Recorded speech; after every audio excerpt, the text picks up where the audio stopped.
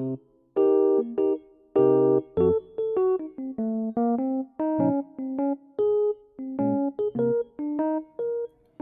Video में हम देखेंगे बायोलॉजी का second chapter control and coordination.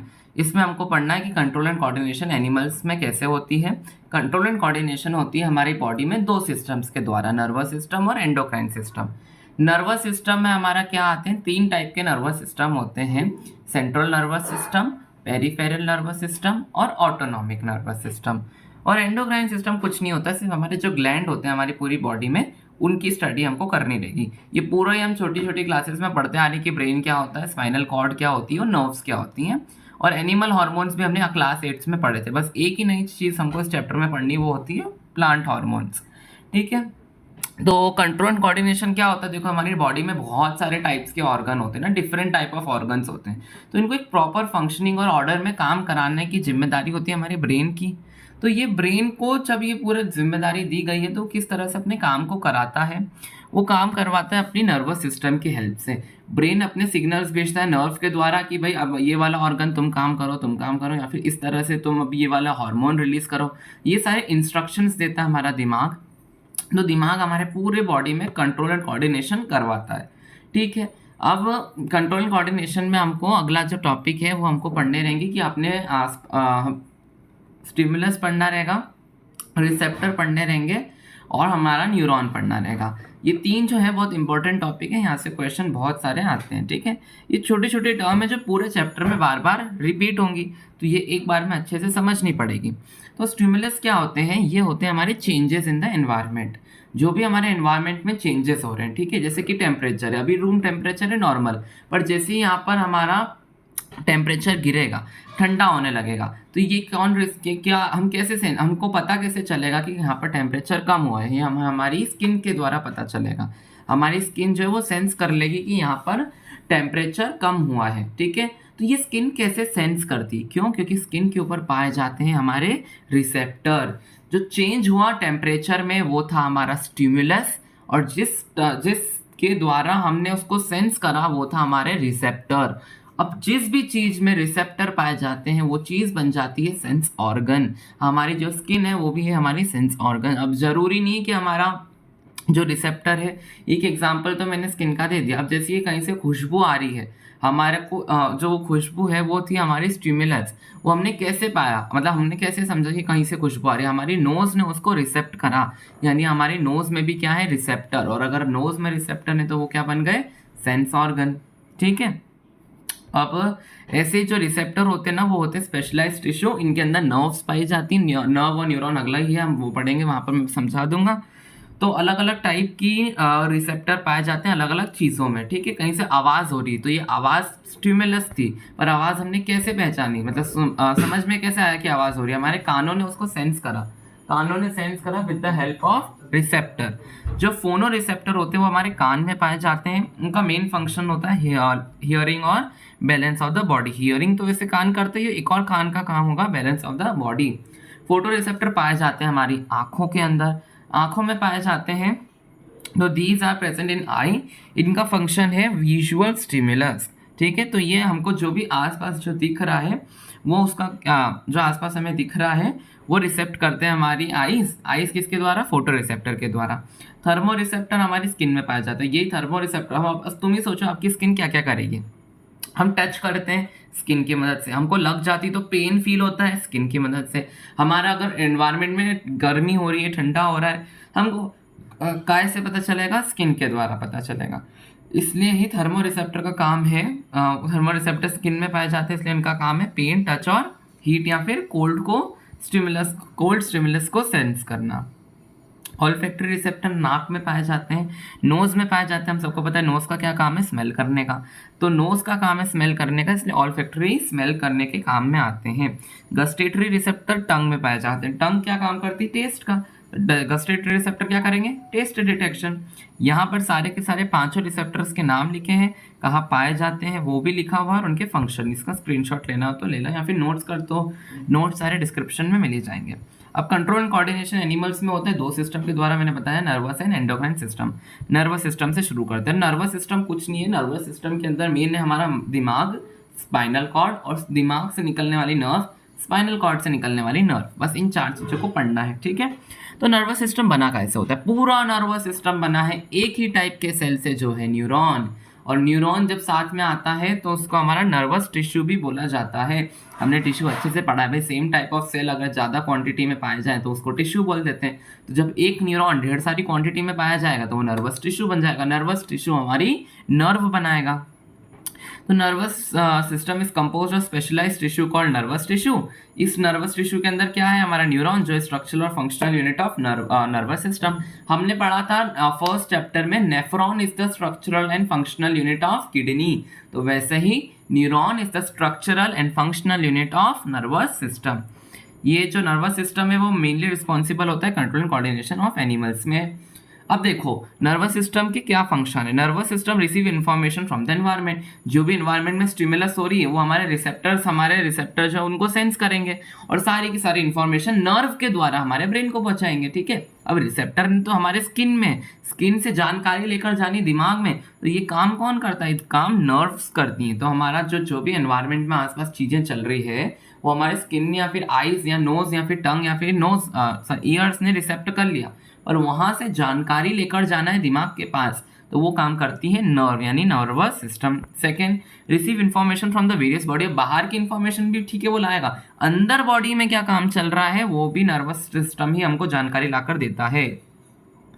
To act according to through muscles and glands. हमारे मसल्स एंड ग्लैंड्स को आदेश देना कि भाई अब मसल्स तुम आगे, मतलब हमको हाथ को ऊपर करना है, ठीक है। अगर हमें हाथ को ऊपर मूव करना है तो हमारे जो मूवमेंट की इंस्ट्रक्शन दी मसल्स को, ये भी नर्व ही देती है। हमारे दिमाग ने इंस्ट्रक्ट करा मसल्स को कि अब तुमको कॉन्ट्रैक्ट होकर हैंड को ऊपर मूव कराना, तो ये भी नर्व के द्वारा ही पॉसिबल है। ये 3 फंक्शन होते हैं, ठीक है। अब न्यूरॉन को देख लो। न्यूरॉन कुछ नहीं है, न्यूरॉन जो है वो इस टाइप का सेल होता है, हमने 9th में पढ़ा है, फटाफट बता देता हूँ।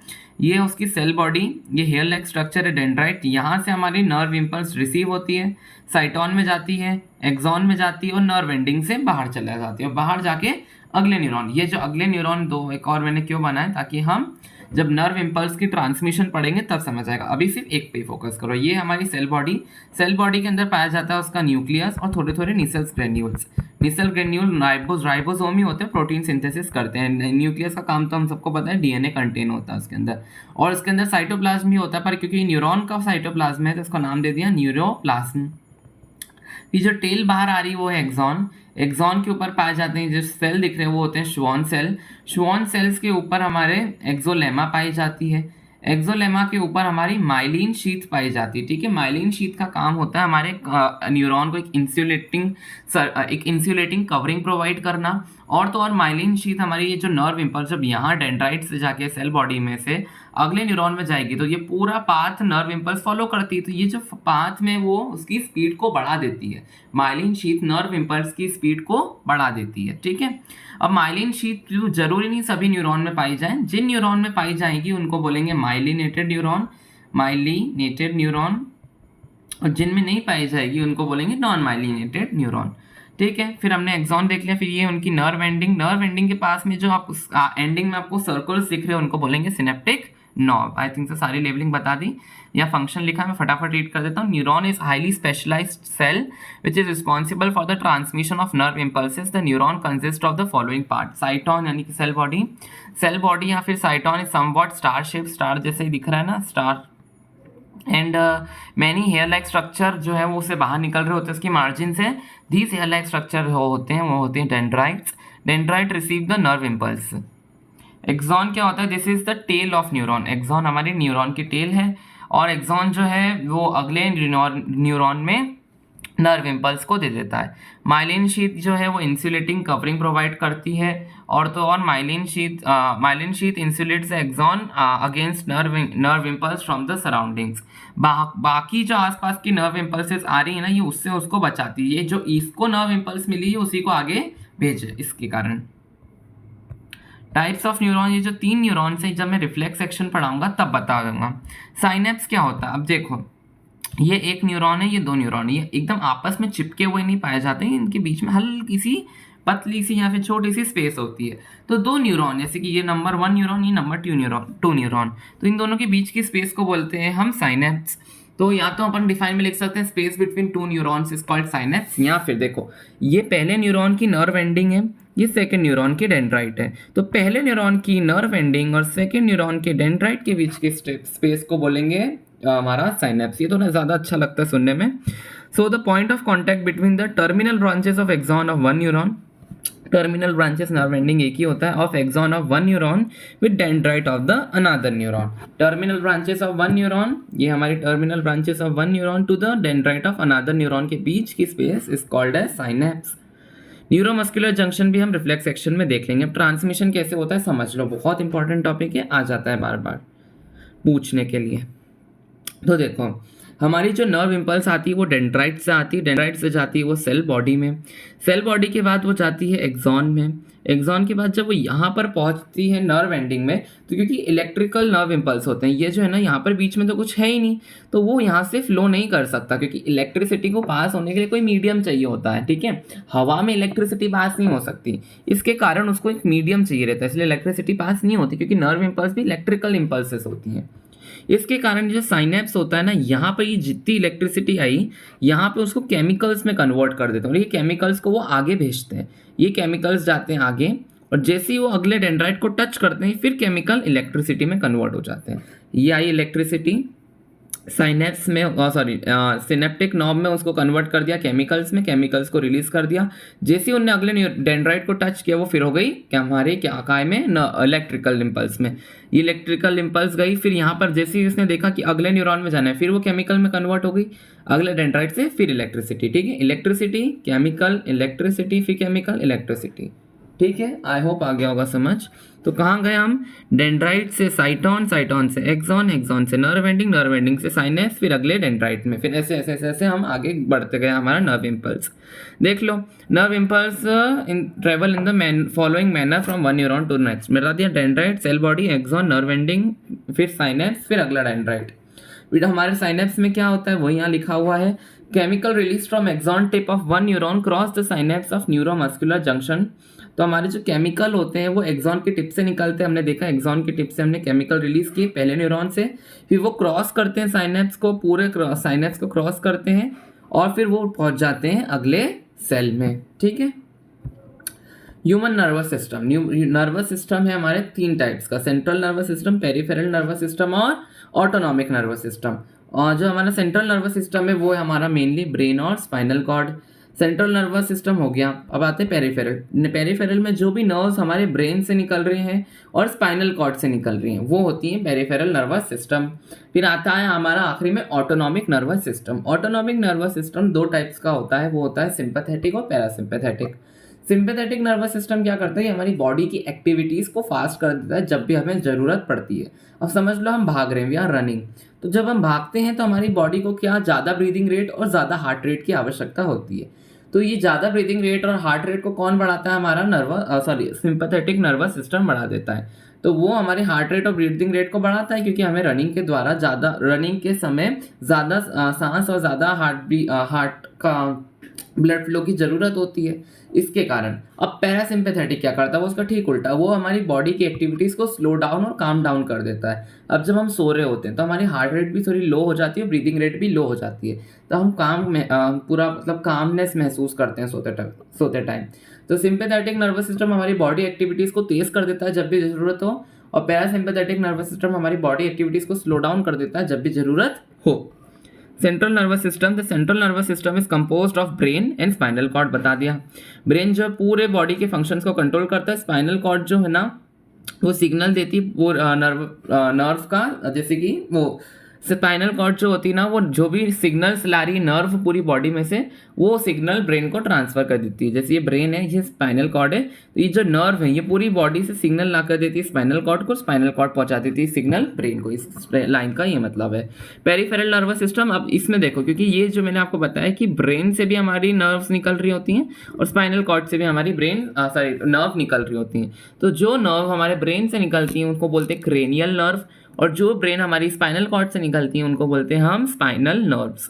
तो हमारी ब्रेन से निकल रही होती 12 पेयर ऑफ नर्व्स, ठीक है, और हमारी स्पाइनल कॉर्ड से निकल रही होती 31 पेयर ऑफ नर्व्स। ये लिखा होगा the peripheral nervous system is composed of cranial nerve and spinal nerve. There are 12 pair of cranial nerve. The cranial nerve come out of from brain and goes to the organs in the head region. जहाँ भी पूरे organs हमारे head में, जैसे कि हमारी eyes, knows, टंग, years, ये सब हमारे हेड में पाए जाते हैं, तो ये सारी नर्व वहाँ पर जाती हैं। The cranial nerves come out of the brain to go to the organs of the head region, बता दिया। There are 31 pair of spinal nerve. हमारी स्पाइन से 31 पेयर ऑफ नर्व्स निकलती है। तो स्पाइनल नर्व्स का क्या काम होता है, वो हमारे जितने भी लोअर बॉडी ऑर्गन्स हैं वहाँ से नर्व इम्पल्स लेकर आती है अपने पास, और अपने पास से वो दे देती है ब्रेन को। Autonomic nervous system. Autonomic nervous system मैंने बता दिया 2 टाइप का होता है, sympathetic, parasympathetic. Sympathetic nervous system क्या करता है, हमारी बॉडी एक्टिविटीज़ को फास्ट कर देता है जब भी हमको ज़रूरत होती है। पैरासिम्पैथेटिक नर्वस सिस्टम हमारी बॉडी एक्टिविटीज़ को स्लो डाउन कर देता है जब भी ज़रूरत होती है। जैसे कि सिंपैथेटिक रनिंग के टाइम में हमारी हार्ट रेट और ब्रीदिंग रेट को बढ़ा देता है। पैरासिम्पैथेटिक बिल्कुल उल्टा, जब भी हम सोते हैं तो हमारे हार्ट रेट और ब्रीदिंग रेट को कम कर देते हैं ताकि हमको अच्छे से कामनेस से हम सो सकें। The autonomous nervous system is composed of chain of nerve ganglion which runs around the spinal cord. ये लिखे हैं कि ये भी स्पाइनल कॉर्ड के द्वारा फंक्शन करता है। It controls all the involuntary actions.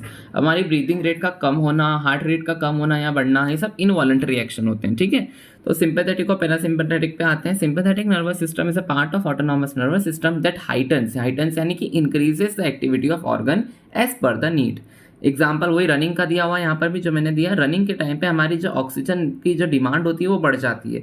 Oxygen की डिमांड को फुलफिल करने के लिए हमारी ब्रीदिंग रेट और हार्ट रेट इंक्रीज हो जाती है। अब इंक्रीज हो रहा है, हमारी बॉडी की एक्टिविटीज़ को फास्ट कर रहे हैं, तो ये जो सिंपैथेटिक नर्वस सिस्टम होता है ना, वही हमारी ब्रीदिंग रेट और हार्ट रेट को बढ़ाता है इस केस में। बिल्कुल सिंपैथेटिक का उल्टा पैरासिम्पैथेटिक, ये हमारी बॉडी की एक्टिविटीज़ को स्लो डाउन या काम डाउन कर देता है जब भी ज़रूरत हो। अब हम जब सोते हैं तो हमारी ब्रीदिंग रेट और हार्ट रेट को कम हो जाती है, क्यों, वो पैरासिम्पैथेटिक नर्वस सिस्टम करता है। The part of the autonomous nervous system that slows down the activity of an organ. जो बोल रहा हूँ वो लिखा है इंग्लिश भाषा में ताकि अपन आंसर में लिख सकें। And has a calming effect. सोते time during sleep the breathing rate slows down and so does the heart beat. हमारी ब्रीदिंग रेट और हार्ट रेट कम हो जाती है। This is facilitated by the parasympathetic nervous system. ये कौन कराता है, पैरासिम्पैथेटिक नर्वस सिस्टम कराता है। It can be said that parasympathetic nervous system should help in the conservation of energy. अब हमको कम एनर्जी लगेगी ना, क्योंकि ब्रीदिंग रेट और हार्ट रेट कम हो गई है, तो हमारी एनर्जी बच रही है, हमारी एनर्जी कंजर्व हो रही होती है। अब ह्यूमन नर्वस सिस्टम मैंने बता दिया, CNS, PNS और ऑटोनॉमिक नर्वस सिस्टम जिसको बोलते हैं ANS।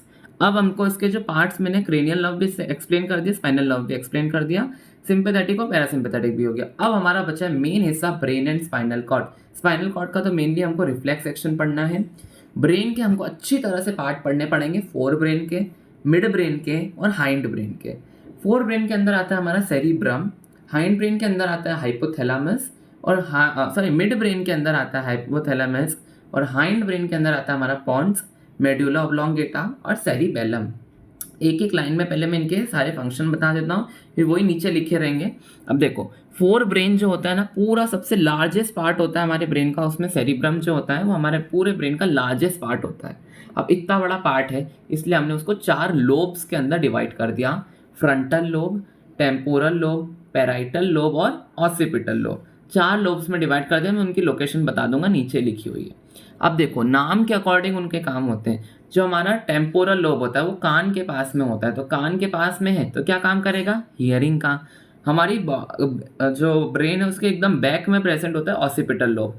ऑसिपिटल लोब तो थोड़ा जो हमारा विजन रिलेटेड है ना, वो सारा, क्योंकि इससे आंखों की जो ऑप्टिक नर्व्स जो होती हैं वो कनेक्ट होती है हमारे ऑसिपिटल लोब से। तो ऑसिपिटल लोब से ऑप्टिक नर्व कनेक्ट होती है। ऑप्टिक नर्व का क्या काम होता है, जितनी भी उसने लाइट या फिर फोटो सेंस करा वो दे देती है उसको ब्रेन को, और ब्रेन वहाँ से हमारा विजन को डिटेक्ट करता है।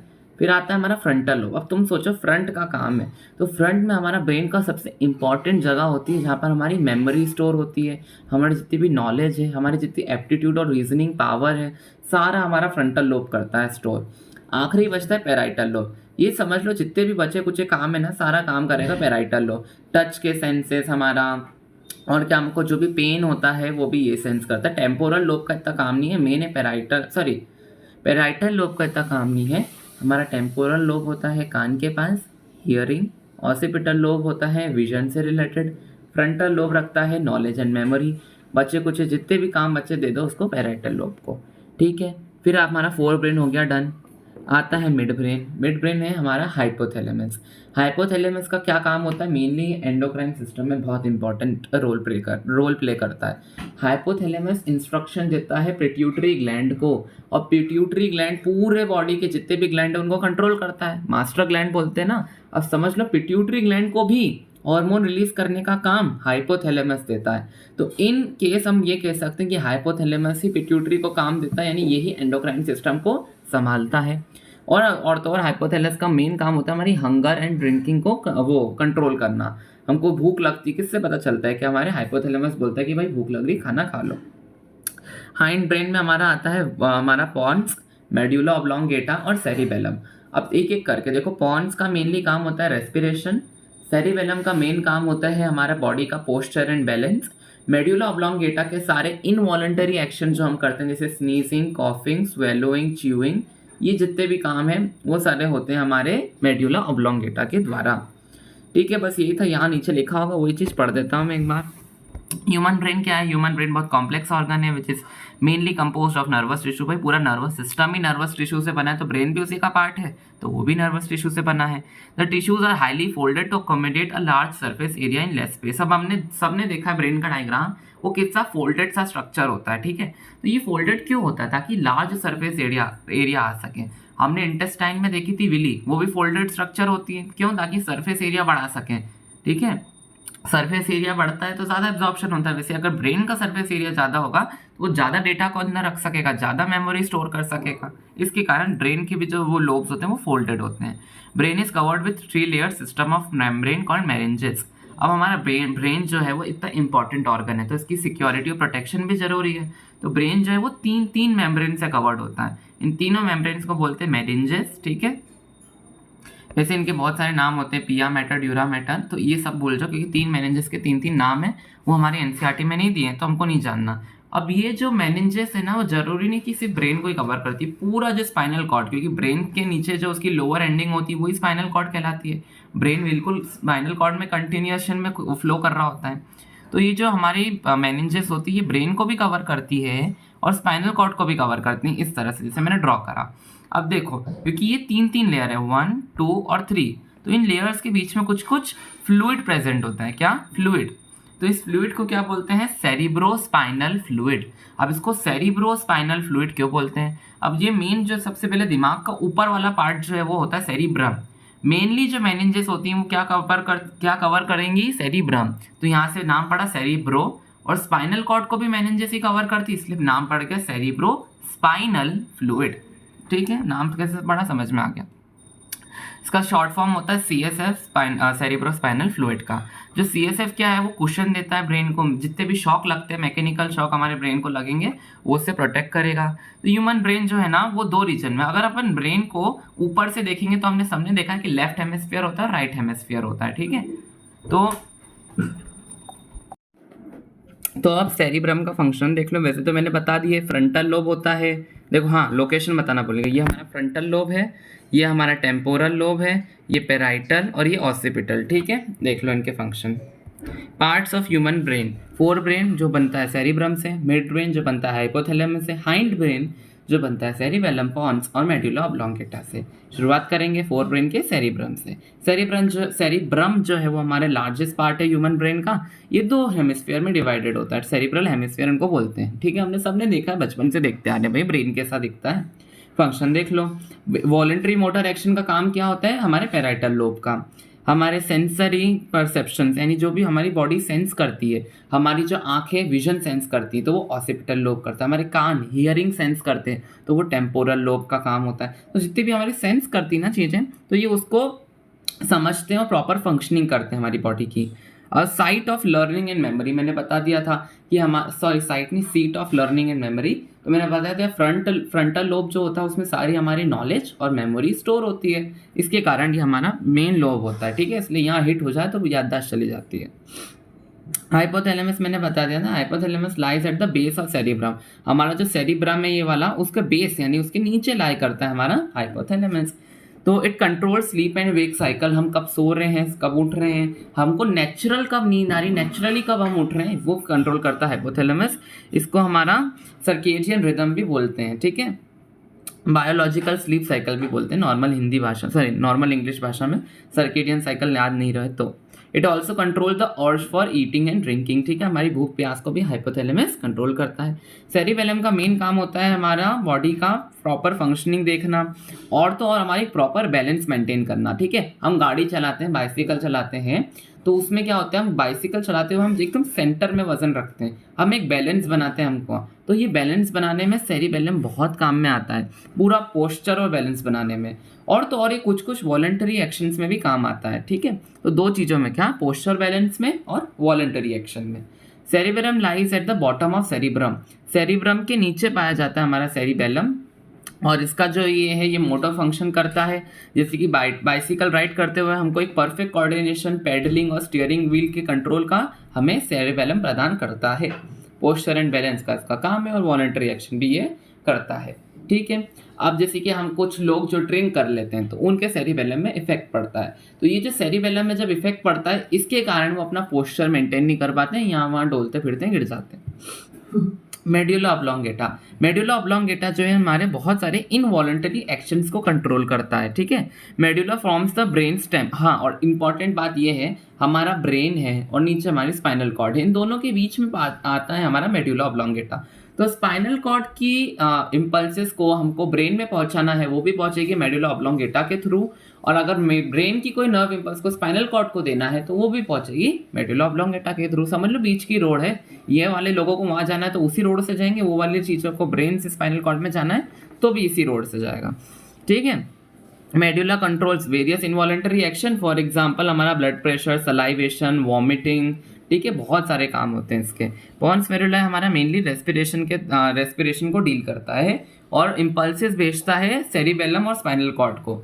हमारा पॉन्स जो है हमारा सेरिबेलम और हमारा मेडुला ऑब्लोंगेटा के बीच में आता है, तो कभी कभार पॉन्स जो है अपने नर्व इम्पल्सेस को सेरिबेलम को भी दे देता है कुछ काम कराने के लिए। क्या काम कराने के लिए? रेस्पिरेशन कराने के लिए, ठीक है। स्पाइनल कॉर्ड का मेन काम है हमारा रिफ्लेक्स एक्शन और पूरी बॉडी की जानकारी लेकर आना और दिमाग को देना। क्या काम है स्पाइनल कॉर्ड के? दो काम है। पहला तो पूरी बॉडी से नर्व इम्पल्सेस लेकर आना और दिमाग को पहुंचाना, पूरी बॉडी की जानकारी देना कि भाई ये ऑर्गन ऐसे काम कर रहा है, ये ऑर्गन ठीक है, ये बीमार है, ठीक है। और सेकंड काम क्या है? रिफ्लेक्स एक्शन कराना। अब हमने दो टाइप्स के एक्शन पढ़े थे क्लास 9th में, वॉलंटरी और इनवॉलंटरी।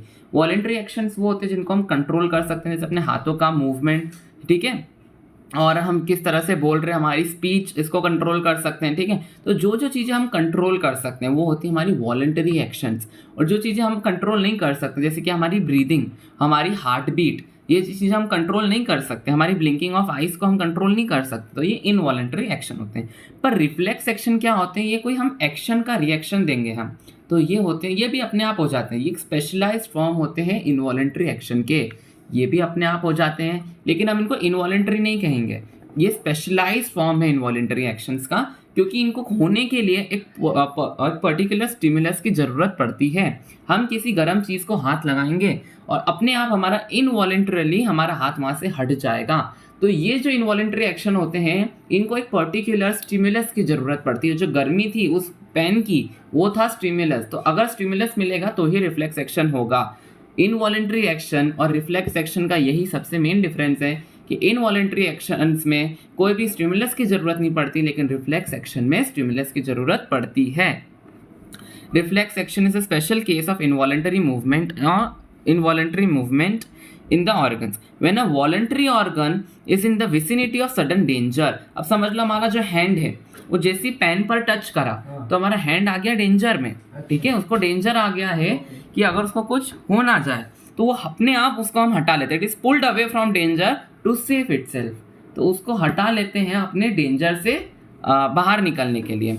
तो ये वाले एक्शंस कब होते हैं? जब हमारे जो वॉलंटरी ऑर्गन्स हैं वो डेंजर में आ जाते हैं और उनको डेंजर से सेव करने के लिए हमारे रिफ्लेक्स एक्शन काम आते हैं। फॉर एग्जांपल में वही दिया है, जब हमारा हैंड बहुत हॉट इलेक्ट्रिक आयरन या फिर हॉट चीज़ को टच कर लेता है तो hand can be move in a jerk यानी कि sudden movement.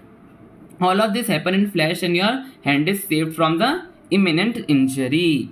This is an example of reflex action. ये सब बहुत फटाफट हो जाता है विद इन सेकेंड ताकि हमारा हैंड बच जाए। तो ये कौन कराता है? ये हमारे स्पाइनल कॉर्ड कराती है। अब समझ लो ये काम कैसे करता है, इसका ये डायग्राम है। तो इसमें क्या होता है, जैसे कि ये हैंड है, ये टच कर रहा है गरम गरम तवे को, तो हमारे हैंड में क्या है, थर्मोरिसेप्टर। थर्मोरिसेप्टर क्या करेंगे, सेंस करेंगे हीट को। थर्मोरिसेप्टर हमारी पूरी जानकारी लेकर जाएगा, सॉरी थर्मोरिसेप्टर से जो नर्व कनेक्टेड है वही सारी जानकारी लेकर जाएगी हमारी स्पाइनल कॉर्ड को। तो जो नर्व जानकारी को रिसेप्टर से लेके स्पाइनल कॉर्ड की तरफ लेकर जाती है वो होती है सेंसरी न्यूरॉन। जो जानकारी स्पाइनल कॉर्ड के डायरेक्शन में लेकर जाती है वो होते हैं सेंसरी न्यूरॉन। ठीक है, जानकारी हैंड से ली और स्पाइनल कॉर्ड की तरफ लेकर गए, वो सेंसरी न्यूरॉन। और स्पाइनल कॉर्ड ने देखा अच्छा गर्मी हो रही है तो वहां से हटाना पड़ेगा हाथ, तो स्पाइनल कॉर्ड ने सोचा, दिमाग लगाया और फिर काम दिया मोटर न्यूरॉन को, और फिर मोटर न्यूरॉन लेकर जाएंगे जानकारी हमारे हैंड की मसल्स को। अब अगर हाथ को हटाना है यानी मसल्स का मूवमेंट कराना पड़ेगा ना, तो मसल्स के मूवमेंट कराने के लिए जो नर्व सेल्स जो नर्व सेल्स मसल्स का मूवमेंट कराएंगे आफ्टर रिसीविंग द सिग्नल, वो होते हैं हमारे मोटर न्यूरॉन। और वो जो है हमारा मसल वो वहाँ से हटा जाए, मतलब मसल्स क्या करेंगे, मूवमेंट करेंगे और हमारा हैंड वहाँ से हट जाएगा। सिंपल भाषा में देखो कि अगर हमारा हाथ पेन को टच करा, हमारे हाथ के रिसेप्टर ने हीट को रिसीव किया, ये हीट जैसे रिसीव हुई तो सेंसरी न्यूरॉन ये बात को लेकर गए हमारी क्या बोलते हैं स्पाइनल कॉर्ड की तरफ। सेंसरी न्यूरॉन ने स्पाइनल कॉर्ड को बताया कि हमारा हैंड जो है वो तवे पे टच हो रहा है, उसको डेंजर है। तो स्पाइनल कॉर्ड ने रिएक्शन लिया, उसने वापस से कुछ नर्व सेल्स को आदेश भेजा कि भाई मसल्स को बोलो हाथ की कि वहाँ से हटा जाए। तो ये आदेश जो स्पाइनल कॉर्ड से वो मसल की तरफ लेकर जाएंगे न्यूरॉन, वो कहलाएंगे मोटर न्यूरॉन। अब मोटर न्यूरॉन क्या करेंगे, मसल्स को, जो मसल क्या होती है इफेक्टर, हैंड में से रिसेप्टर मसल बन गई इफेक्टर, क्योंकि वो इफेक्ट लाते हैं। ठीक है, वो चेंज लाएंगे, तो मसल्स कॉन्ट्रैक्ट करेगी और वहाँ से हाथ हट जाएगा। अब इसके बीच में आते नहीं हमने समझ लिया सेंसरी न्यूरॉन जो जानकारी लेके गए हमारी स्पाइनल कॉर्ड की तरफ, मोटर न्यूरॉन जो जानकारी स्पाइनल कॉर्ड ने दी वो लेकर गए मसल्स की तरफ। पर स्पाइनल कॉर्ड हमारे जो सेंसरी और मोटर न्यूरॉन है ना, इनके बीच में आ जाते हैं रिले न्यूरॉन। भाई रिले न्यूरॉन का कुछ भी काम नहीं है, रिले न्यूरॉन हमारे बैठे रहते हैं स्पाइनल कॉर्ड में। बस ये जो है अब जो हमारे सेंसरी न्यूरॉन है वो डायरेक्टली मोटर न्यूरॉन को सिग्नल नहीं दे सकते, इसलिए बीच में आते हैं हमारे रिले न्यूरॉन। सेंसरी और मोटर के बीच में आएंगे रिले। सेंसरी न्यूरॉन लेकर जाएंगे जानकारी स्पाइनल कॉर्ड के पास, स्पाइनल कॉर्ड जो जानकारी देगा हैंड को वो लेकर जाएगा मोटर न्यूरॉन। ये यहाँ पर रिफ्लेक्स आर्क। अब रिफ्लेक्स आर्क क्या है, जब भी रिफ्लेक्स एक्शन हुआ तो जहाँ जहाँ नर्व इम्पल्स ट्रेवल हुई वो कहलाता है रिफ्लेक्स आर्क। अब नर्व इम्पल्स कहाँ ट्रेवल हुई, पहले रिसेप्टर में गई, फिर सेंसरी न्यूरॉन से स्पाइनल कॉर्ड में गई, स्पाइनल कॉर्ड से वो रिले न्यूरॉन में गई, रिले से वो मोटर में जाकर मसल के पास गई, आखिरी जहाँ तक मसल में पहुँच के ख़त्म। तो ये हाथ के रिसेप्टर से मसल्स के पास तक का पूरा वो कहाँ कहाँ नर्व इम्पल्स ट्रेवल हुई वो कहलाता है reflex arc. The path through which nerve signal involve in reflex action travel is called reflex arc. Receptor, फिर सेंसरी, फिर रिले, फिर मोटर, फिर इफेक्टर, ये है पूरा पाथ। यहाँ पे वही लिखा होगा, पढ़ लेना। The reflex arc passes at the level of the spinal cord and the signal involved in reflex action do not travel up in the brain। अब अगर ये जानकारी ब्रेन के पास लेकर जाते तो ब्रेन सोचता अच्छा हाथ लगा है, हाथ से डेंजर होगा, और डेंजर के लिए क्या करना है, हटाना पड़ेगा। जब तक ये वो सोचेगा 10 सेकंड में हाथ तो जलकर क्या हो जाएगा, इसलिए स्पाइनल कॉर्ड फटाफट काम ले लेती है। पर इसकी जो मेमोरी है वो दिमाग के पास जाएगी, ताकि दिमाग को पता रहे कि भाई अब एक बार हाथ लगा लिया, अगली बार नहीं लगाना है। तो इस इंसिडेंट की मेमोरी हमारी जो स्पाइनल कॉर्ड है वो ब्रेन को दे देगी कि भाई तुमने तवे पे हाथ लगाया था, आज के बाद नहीं लगाना है। अब जितने इंपॉर्टेंट है हमारे स्पाइनल कॉर्ड और ब्रेन, तो इनकी प्रोटेक्शन जरूरी है। तो हमने प्रोटेक्शन में हमारा मेनिंजेस तो पढ़ लिया, ठीक है, पर एक और इसमें का ये जो है ये वो बोन के स्ट्रक्चर के अंदर पाया जाता है, both spinal cord and brain. हमने बचपन से पढ़ा है कि ब्रेन तो स्कल के अंदर पाया जाता है, लेकिन स्कल का जो टॉप मोस्ट एरिया होता है उसको बोलते हैं क्रेनियम। क्रेनियम के अंदर हमारा दिमाग पाया जाता है। अब दिमाग की तो प्रोटेक्शन हो गई, स्पाइनल कॉर्ड को भी देनी है, तो स्पाइनल कॉर्ड हमारी वर्टिब्रल कॉलम के अंदर पाई जाती है। बैकबोन जो होती है ना बाहर की हड्डी, उसकी रीढ़ की हड्डी, सॉरी, तो रीढ़ की हड्डी के अंदर हमारी स्पाइनल कॉर्ड पाई जाती है। पेन का एग्जाम्पल ले लो, पेन के अंदर रिफिल होती है, तो पेन जो होता है उसकी बाहर की जो है बॉडी वो है हमारी वर्टिब्रल कॉलम, और जो उसके अंदर की पतली सी रिफिल होती है वो है स्पाइनल कॉर्ड। इस तरह से वो पाया जाता है।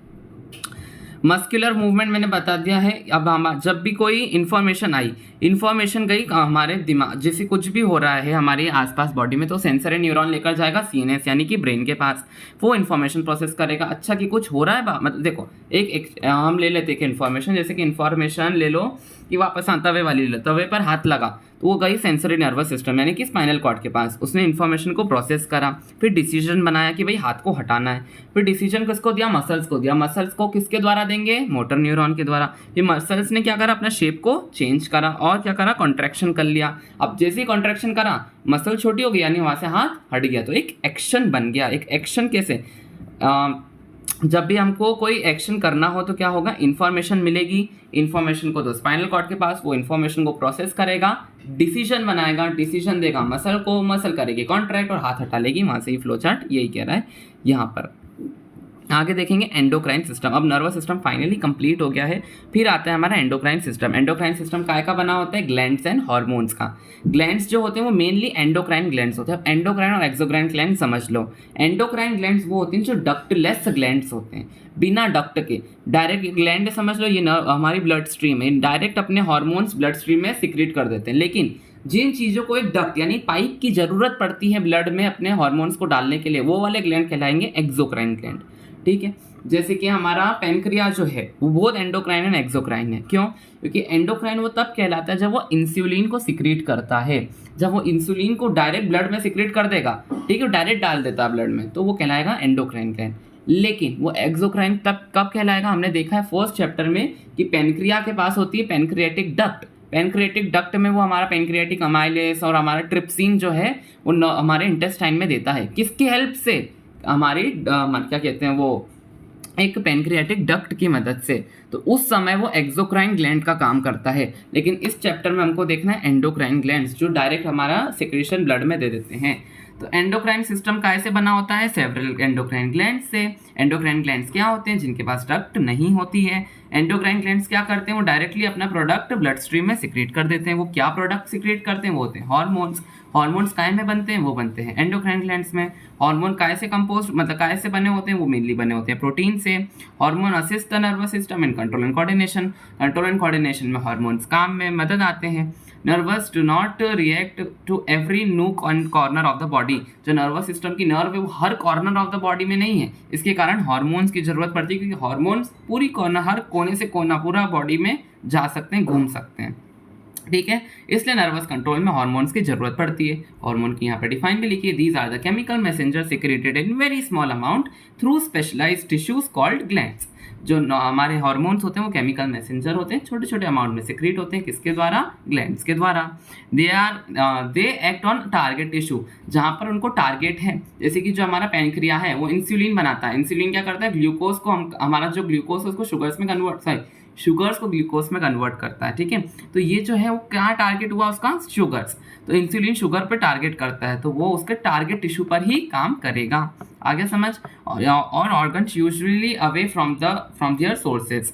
Endocrine system help in control and coordination through chemical compounds called hormones. तो एंडोक्राइन सिस्टम किसके द्वारा काम करता है, ग्लैंड के द्वारा। और ग्लैंड पे भी मेनली नहीं, ग्लैंड जो सिक्रीट करते हैं हार्मोन्स, मेनली एंडोक्राइन सिस्टम काम करता है हार्मोन्स के द्वारा। इस पिक्चर में हमको मेल के एंडोक्राइन ग्लैंड्स और फीमेल के एंडोक्राइन ग्लैंड्स दिए हुए, हमारी एनसीईआरटी में भी दिया हुआ है। मेनली हम पढ़ते हैं एंडोक्राइन ग्लैंड्स में होता क्या क्या है। पहला है पिट्यूटरी ग्लैंड, हम सबको पता है, हमने 8th क्लास में पूरा अच्छे से पढ़े।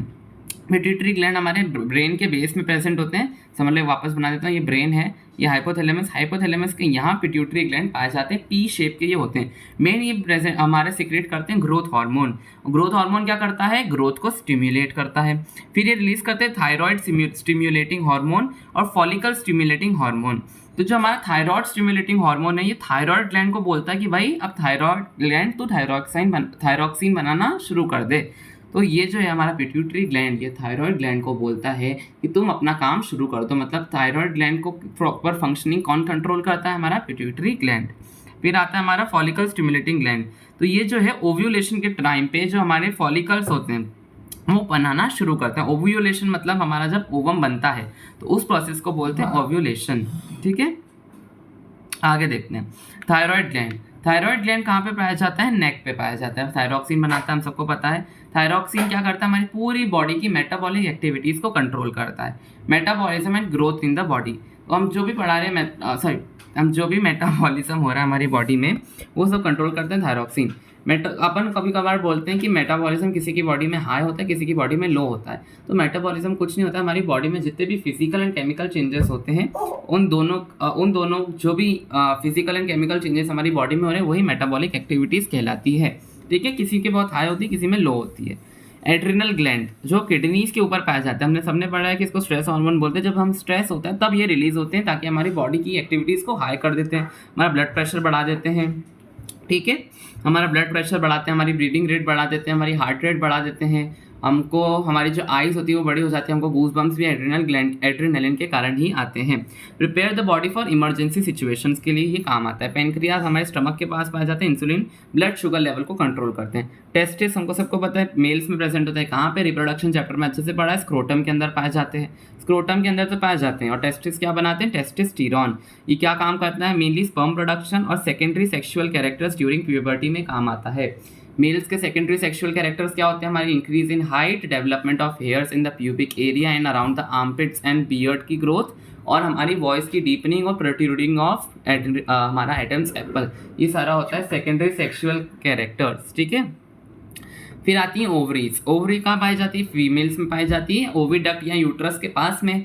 ये मेनली बनाती है oestrogen and progesterone. Oestrogen egg production में काम आता है और development of secondary sexual characters दोनों ही। प्रोजेस्टेरॉन भी इसी में हेल्प करता है। अब हमारा जो आयोडाइज सॉल्ट होता है वो नेसेसरी इसलिए होता है क्योंकि थायरॉक्सिन के प्रोडक्शन के लिए आयोडीन मिनरल बहुत ज़रूरी होता है।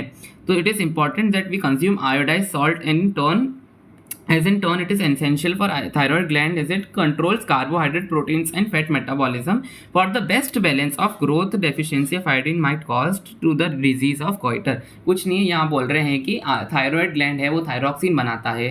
थायरॉक्सिन तभी बनता है जब आयोडीन हमारी बॉडी में अच्छा खासे अमाउंट में प्रेजेंट हो। अच्छे खासे अमाउंट में अगर प्रेजेंट नहीं होगा तो हमारा जो मेटाबॉलिक एक्टिविटीज़ है वो स्लो डाउन हो जाएगी और हमारा जो गॉइटर है वो कॉज हो जाएगा। गॉइटर हमारा जब गले में थायराइड ग्लैंड जब स्वेल हो जाता है वो बहुत ही बड़ा हो जाता है, इसके कारण वो गॉइटर कॉज करता है। डायबिटीज़ हम सबको पता है, जब हमारा जो पैंक्रियाज है वो इंसुलिन को नहीं बना पाता अच्छे लेवल में, तो हमारी जो शुगर्स हैं वो ग्लूकोज में कन्वर्ट नहीं हो पाती, और हमारी शुगर हमारी मेन ब्लड स्ट्रीम में कहीं पे भी ट्रेवल करने लग जाती हैं, तो वो कहलाता है डायबिटीज़।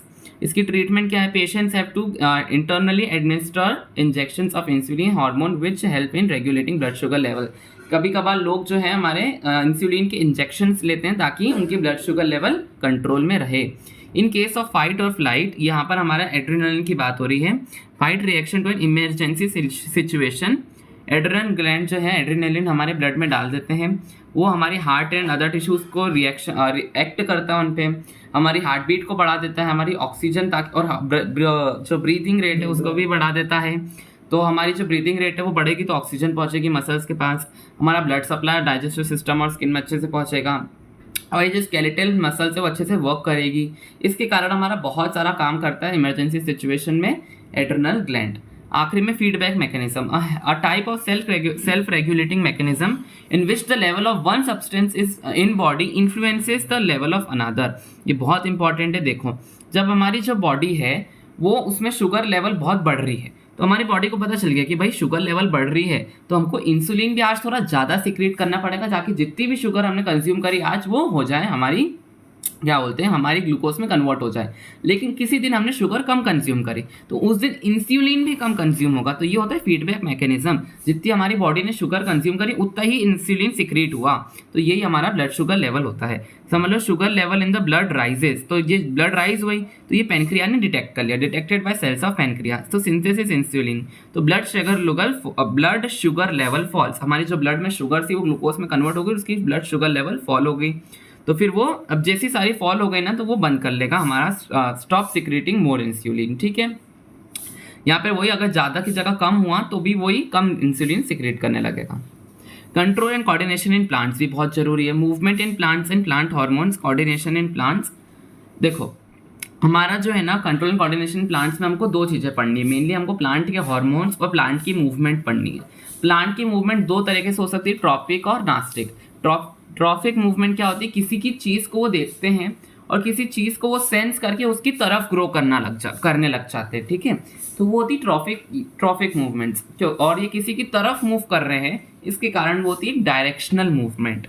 और उसके बाद हमको पढ़ना है नेस्टिक मूवमेंट। नेस्टिक मूवमेंट में हमको पढ़ना रहेगा कि किस तरह से टच मी नॉट जो प्लांट होता है, जिसको माइमोसा प्यूडिका बोलते हैं, वो किस तरह से हमारा अलग अलग कर, अगर अपन माइमोसा प्यूडिका को कहीं भी टच कर दो, अगर उसकी टिप को भी हमने टच करा तो पूरे पीछे तक की लीव्स बंद हो जाती है। तो ये डायरेक्शनल मूवमेंट नहीं, हमने टच करा टिप को, तो टिप को बंद होना चाहिए था, लेकिन पूरी पीछे की तक बंद हो गई। तो ये होती है non directional movement. Tropic movement किसी चीज़ को सेंस करके उसके डायरेक्शन में मूव होता है, लेकिन जो हमारी जो नेस्टिक मूवमेंट होती है वो नॉन डायरेक्शनल मूवमेंट होती है। Unlike animals, plant do not have nervous system. Plant के पास नहीं nervous system. Plant use chemical means और कंट्रोल कोऑर्डिनेशन। जो मेनी प्लांट हार्मोन्स होते हैं ना, वो रिस्पॉन्सिबल होते हैं सारे मूवमेंट इन प्लांट्स के लिए। और movement in plants can be divided into two types, मैंने बता दिया, ट्रॉपिक और नेस्टिक। ट्रॉपिक मूवमेंट क्या होते हैं? वो movement which are in a particular direction in relation to the stimulus. जो स्टिमुलस मिला उसके रिलेशन में वो ग्रो कर रहे हैं, ठीक है, और डायरेक्शनल मूवमेंट कहलाते हैं। Tropic movement happen as a result of growth of a plant in a particular direction. अब समझ लो कहीं से लाइट आ रही है, प्लांट लाइट की तरफ मूव कर रहा है, ठीक है। लाइट की तरफ मूव करने के लिए वो एक स्टिमुलस था लाइट, तो लाइट की तरफ मूव करा, इसलिए हो गया ट्रॉफिक मूवमेंट। अब समझ लो पानी है, जो पूरा जो सॉइल है वो खाली है, ये हमारा प्लांट है, इधर इधर पानी है, तो हमारी रूट्स जो है ना प्लांट की, ये इधर ग्रो, इस डायरेक्शन में ग्रो करने लगेगी। तो इस डायरेक्शन में ये ग्रो कर रही है, इसलिए ये पानी जो था वो स्टिमुलस था, रूट डायरेक्शनल मूवमेंट करने लग गई पानी के द्वारा, पानी के डायरेक्शन में। अब जियोट्रॉपिज्म क्या होता है? ग्रेविटी के अगेंस्ट ग्रो करना। आपने देखा है प्लांट है, ग्रेविटी तो नीचे लगती है, लेकिन प्लांट जो है वो ग्रेविटी के अपोजिट ग्रो करता है। लेकिन अगर हम स्टेम की बात करें वो अपोजिट ग्रो हो रहा है, लेकिन अगर हम रूट्स की बात करें, रूट्स तो भाई नीचे के डायरेक्शन में ग्रो होती है ना, तो रूट्स शो करती है पॉजिटिव जियोट्रॉपिज्म और स्टेम शो करती है नेगेटिव जियोट्रॉपिज्म, क्योंकि वो ग्रेविटी के साथ में नीचे जा रहा है, तो वो पॉजिटिव है, और जो ग्रेविटी के अगेंस्ट जाएगा वो नेगेटिव हो जाएगा। Growth in a plant part is responsible to the gravity is called geotropic movement. Roots usually show positive and positive geotropic movement, they grow in the direction of gravity, and stem usually show negative geotropic movement। जो बोला था वही लिखा है। Phototropic movement, जहां से रोशनी आ रही है वहां पर ही मूव होंगे। ये देखो क्या कहते हैं, ये जियोट्रॉफिज्म दिखा रहे हैं। जो हमारा स्टेम है वो नेगेटिव, क्योंकि ग्रेविटी नीचे लग रही है, और हमारा जो ये रूट्स हैं वो हमारी ग्रेविटी के डायरेक्शन में ही मूव कर रहे हैं। अब फोटोट्रॉपिज्म यानी कि देखो हमने पूरा प्लांट को यहाँ से लाइट नहीं दे रहे, लेकिन यहाँ से रोशनी दे रहे हैं, तो जो लीव्स हैं वो जो है ना, स्टेम जो है वो लाइट की तरफ ग्रो करना शुरू करेगा, लेकिन रूट्स जो हैं वो इसके अपोजिट डायरेक्शन में जाएंगे, इसलिए रूट यहाँ पर नेगेटिव फोटोट्रॉपिज्म दिखाती है और स्टेम जो है पॉजिटिव फोटोट्रॉपिज्म दिखाता है। Growth in a plant part is responsible to light, this is called phototropic movement. Stem क्या शो करेंगे? Positive phototropic movement. जो रूट्स जो है वो नेगेटिव फोटोट्रॉपिक मूवमेंट शो करेगी। अगर एक प्लांट को कंटेनर में रख दिया जाए जहाँ पे सनलाइट ना हो, और एक होल लगा दो, तो जहाँ जिस होल से सनलाइट आ रही हो, तो जो स्टेम है वो धीरे धीरे उस डायरेक्शन में ग्रो करने लग जाएगी जहाँ सनलाइट मिल रही है। ये इसलिए होती है क्योंकि वहाँ पर higher rate of cell division होता है in the part of stem, जो जहाँ से सनलाइट आ रही है। ऐसा रिजल्ट जो स्टेम है उसकी तरफ झुक जाती है, और जो heightened rate of cell division है, और सेल डिवीजन वहाँ पर ज़्यादा होने लग जाता है, इसलिए वो हमारा जो ऑक्सीन है, ऑक्सीन हार्मोन अभी आगे पढ़ेंगे, वो सेल डिवीजन को बढ़ा देता है। सेल डिवीजन बढ़ जाता है तो वो वहाँ पर झुक के बेंड हो जाती है, ठीक है। आगे देखो, हाइड्रोट्रॉफिक मूवमेंट मैंने बता दिया। हाइड्रो यानी पानी, पानी की तरफ जो मूवमेंट होगा रूट्स करती है मेनली, तो रूट्स जो है वो नीचे सॉइल में पानी ढूंढती है, जहाँ उनको लगा कि भाई इस लेफ्ट हैंड डायरेक्शन में है पानी, तो रूट्स पूरी लेफ्ट हैंड डायरेक्शन में मूव करने लग जाती है। When roots grow in the soil they usually grow towards the nearest source of water, this is called hydrotropic movement. तो रूट्स क्या शो कर रही है? पानी के डायरेक्शन में कर रही है, तो वो क्या होगी? पॉजिटिव हाइड्रोट्रॉपिक मूवमेंट शो करती है रूट्स।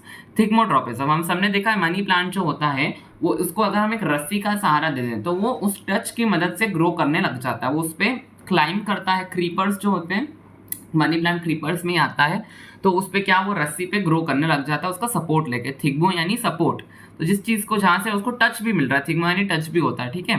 टच और सपोर्ट जहाँ पर मिलेगा मनी प्लांट को, उस डायरेक्शन में ग्रो करने लग जाएगा। तो the growth in a plant part which is responsible to touch is called thigmotropism movement. Such movement are seen in tendrils और क्लाइंबर्स। हम जो टेंड्रिल्स देखी क्लाइंबर्स की, वो वहाँ पर उन टेंड्रिल्स में देखा जाता है। टेंड्रिल हमारी पी प्लांट में भी होते हैं, पी प्लांट्स में भी देखना, अगर उसको अपन टच दे देते हैं तो उसकी टेंड्रिल्स जो है वो टच के अराउंड, वो टच यानी कि कोई वो अगर हम लकड़ी डाल दें तो उस लकड़ी के अराउंड वो ग्रो करने लग जाता है। The tendril grow in a way as it can coil around a support. मैंने बता दिया उसके चारों ओर घूमने लग जाता है, कॉइलिंग हो जाती है, जैसे कि ये सपोर्ट है उसके आसपास कॉइल हो जाता है। The differential rate of cell division in different part of the tendril happen due to the action of auxin।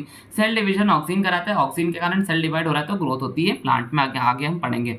Nastic movement देख लो, ये जो मूवमेंट होती है which do not depend on the direction from the stimulus acts are called nastic movement. इसको कहीं भी stimulus मिल रहा है, कहीं पे भी अपना वो कर रहा है रिएक्शन, ठीक है, वो डायरेक्शन नहीं देखती है, तो वो होती है nastic movement. For example when someone touches the leaves of mimosa pudica the leaf drops, ठीक है, अगर वो अपन उसकी पत्ती को टच मी नॉट प्लांट को छुएंगे, पूरी पत्ती का वो क्या कहते हैं वो हो जाएगी, क्लोज हो जाएगी। द ड्रूपिंग, उसको क्या बोलते हैं, उस फिनोमेना को ड्रूपिंग बोलेंगे। The drooping is independent of the direction from which the leaves are touched. जहाँ उसको टच करा वो वहां पे भले करे ना करे, वो पूरी लीव्स वो इंडिपेंडेंट है वो। Such movement usually happen because of changing water balance in the cell. वो जो वाटर जो है ना वो आ जाते हैं सेंटर में, ये लीव होती हैं उनकी, उनका जो वाटर कॉन्सेंट्रेशन है वो आ जाता है सेंटर में, और जैसे सेंटर में आता है ये एकदम हो जाती है हमारी इसी फ्लैट, ठीक है। When leaf of mimosa are touched, the cell and the leaves lose water and become flaccid, resulting in drooping of leaves, ठीक है। अब ट्रॉफिक मूवमेंट मैंने बता दिया, ये सारे उसका चार्ट बना हुआ है। नास्टिक मूवमेंट ये लिखा। नेस्टिक मूवमेंट जो होते हैं हमारे मूवमेंट इंडिपेंडेंट होते हैं, नॉन डायरेक्शनल होते हैं, ये इमीडिएटली रिस्पॉन्स करते हैं स्टिमुलस को। हमारे जो ये है ना ट्रॉफिक मूवमेंट इमीडिएटली रिस्पॉन्स नहीं करते हैं। ड्रूपिंग ऑफ लीव्स और टच मी नॉट प्लांट। अब प्लांट हार्मोन्स देख लो फटाफट। Plant hormones are chemical which help to coordinate growth, ठीक है। ऑक्सीन जो होता है वो हमारे शूट की टिप पे, हमारा शूट क्या होता है, एंडिंग होती है प्लांट की, तो वहाँ की टिप पे रिलीज होता है। उसका फंक्शन है ग्रोथ का काम और फोटोट्रॉपिज्म दिखाना। जिब्रेलिन, जिब्रेलिन क्या करता है, ग्रोथ ऑफ स्टेम में ये भी काम था, बिल्कुल सेम है ऑक्सीन का काम, बस ये तभी रिलीज होगा जिब्रेलिन, इसकी कंडीशन है जब कोई जगह पर ऑक्सीन रिलीज हो रहा हो, पहले से रिलीज हो। साइटोकाइनिन जो है सेल डिवीजन प्रमोट करता है, साइटोकाइनिन सेल डिवीजन काम करेगा सेल डिवीजन में। और तो और ये जो हमारा साइटोकाइनिन का सेल डिवीजन। एब्सिसिक एसिड जो है ना ये होता है ग्रोथ इनहिबिटर। ये ये जो 3 हार्मोन्स होते हैं ये होते हैं ग्रोथ प्रमोटर, और एब्सिसिक एसिड जो है वो होते हैं ग्रोथ इनहिबिटर। इनहिबिटर यानी कि ग्रोथ को रोकते हैं। ग्रोथ इनहिबिटर का क्या काम होगा, इनहिबिट्स ग्रोथ। ये जो वाइटलिंग ऑफ लीव्स होता है, जो मतलब पत्तियों को सुखाकर ये झड़ाकर नीचे गिरा देता है, इसलिए इसको स्ट्रेस हार्मोन बोलते हैं प्लांट के अंदर, ठीक है। यही था चैप्टर का एंड, खत्म हो गया, इतना सा ही चैप्टर था छोटा सा। आई होप ये समझ आया होगा। फिर भी अगर कोई डाउट हो तो कमेंट सेक्शन में लिख देना। और मेनली तो हमने इस पूरे चैप्टर में जो हमने पहले पढ़ा है ना वही पढ़ा था, और हमने एक नया पार्ट पढ़ा था प्लांट के अंदर हमारा कंट्रोल एंड कोऑर्डिनेशन कैसे होता है। हमने प्लांट की मूवमेंट्स को देखा, प्लांट के हार्मोन्स को देखा। तो thank you so much for watching, bye bye.